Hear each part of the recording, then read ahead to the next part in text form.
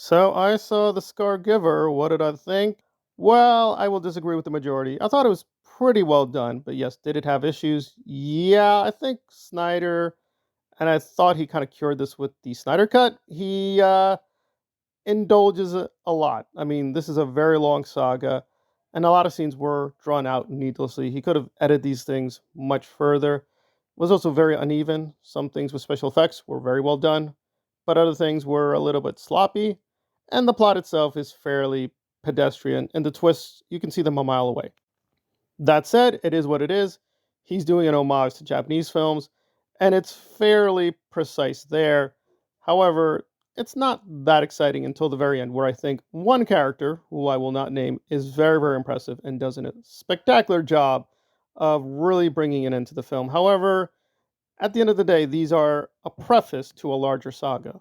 Some people may feel a little disappointed that this is just going to keep going and going and going, and that the characters are not that interesting, and we've been here before. This does feel a lot like Star Wars, but just with his paintbrush, nothing more, nothing less. Well, this is not the Snyder cut, so it's not this massive, great, operatic, epic fantasy, but I think people are being a little too harsh. It is well done. It is mostly very strong performances, but some people do make cameos. I wish they were there longer. And yes, the central figure is kind of a trope.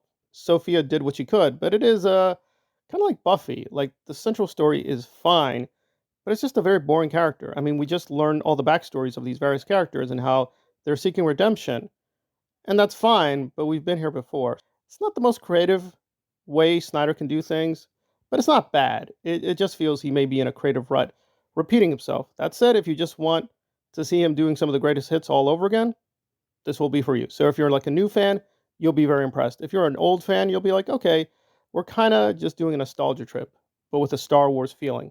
And that's good enough for me, but I can see why people are a little frustrated and want him to do something a little bit more experimental.